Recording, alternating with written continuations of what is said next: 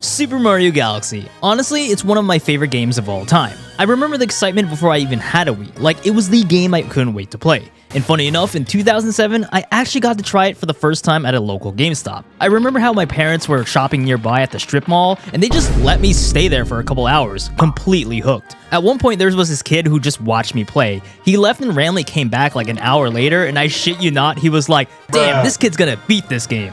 If only I did though. If only I did. Anyway, a few months later, I got the game, and after growing up with it for many years, beating it dozens of times, I figured why not make my own ranking of all the galaxies? Especially now with both remasters being out, it feels like the perfect celebration. So today, we're diving in, ranking every galaxy in Super Mario Galaxy from worst to best. Before we get started, be sure to hit that like button and subscribe as it helps the channel out and lets me keep making content like this. I also highly recommend doing so, just in case you're curious about my Galaxy 2 ranking in the future. Anyways, let's get started. So starting at the bottom of our list, we got number 42, Grand Finale Galaxy. This is more of a reward than a real level. The purple coins are straightforward and the Star Festival looks nice, but there's no real challenge. It's wholesome and it's got a good send-off, but as a galaxy, it sits dead last. Number 41, Gateway Galaxy. The Bunny Chase and Rosalina's debut are iconic, but outside of nostalgia, it doesn't stand out. It's basically a tutorial with a bonus that you can revisit later. Cool for what it is, but not one I actually get excited to replay.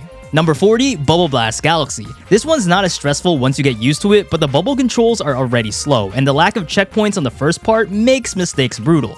Creative in concept, but it's more patient-heavy than fun. Number 39, Sling Pod Galaxy. Great for farming star bits, but not so great for actually playing. The sling mechanic is clever, but the depth perception makes it inconsistent. It's fun for a few tries, then just a little annoying. Number 38, Bubble Breeze Galaxy. As mentioned, I'm not a huge fan of the bubble mechanic, but at least this one's calmer and much more manageable than Bubble Blast. But it's still slow-paced and punishes you if your pointer drifts. Fine idea though, just, again, can be pretty boring. Number 37, Flip Switch Galaxy. A quick 20-second run with some Super Mario Bros. Throwback flair. Fun while it lasts, but it's basically filler.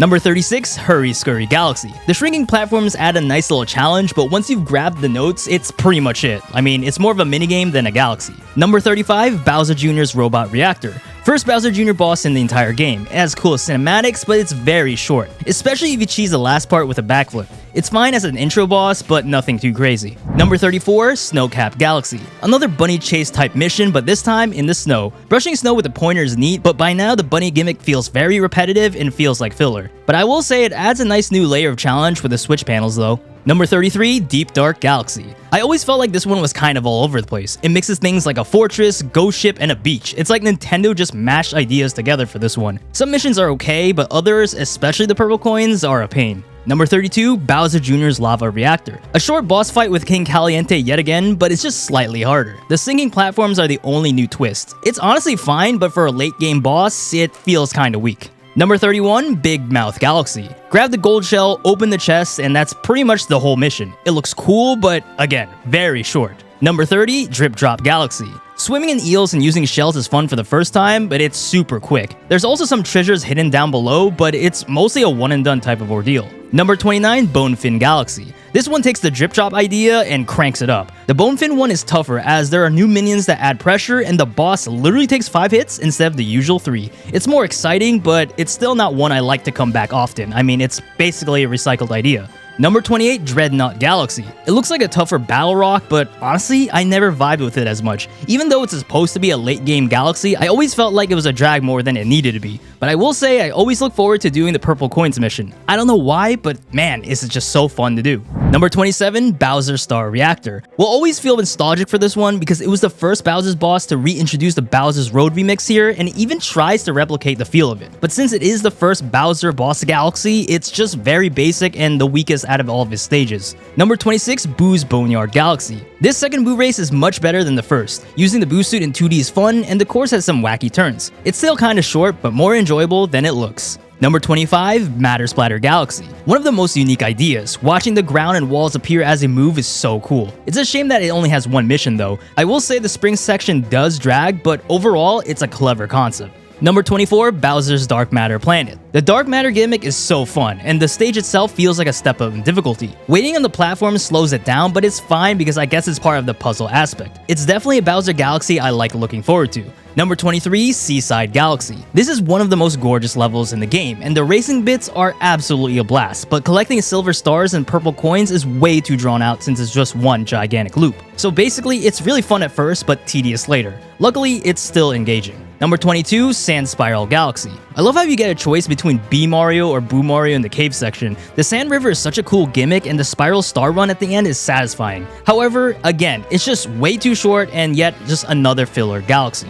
Number 21, Space Junk Galaxy. The Pole Star intro is a little slow, but it definitely gets better with missions like Camella and Tarantox. The Junkyard vibe gives it personality, and it has a surprising amount of variety. Number 20, Dusty Dune Galaxy. I normally hate desert levels, but this one's solid. A crumbling tower, pyramid puzzles, maze-like sections, it makes such a good use of the theme. Plus, dry bones show up, which is always a win.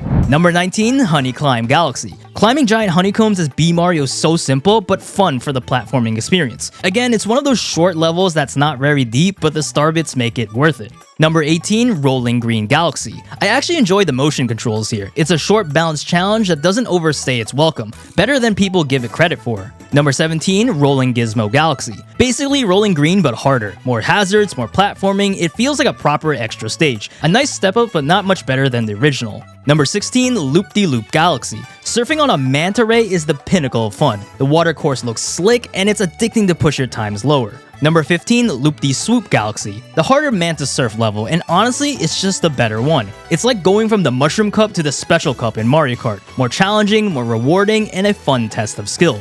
Number 14, Gold Leaf Galaxy. Yeah, it's basically Honey Hive but flipped, but dude, the autumn look is beautiful. The climbing sections definitely stand out and the Maple Treeway vibes are strong. Absolutely not the most original, but I like how Nintendo expanded the Honey Hive experience later on. Number 13, Bowser Jr.'s Airship Armada. Jumping between huge airships while dodging lasers is a journey, and the setting itself is rather unique. I think the enemies also keep you on your toes, and the Bowser Jr. fight ties it all well together. Number 12, Battle Rock Galaxy. This one's just too iconic. The saucers, the gravity corridors, even the garbage mission is just super fun. It nails the feeling of storming an enemy base, and the atmosphere and music, such a vibe.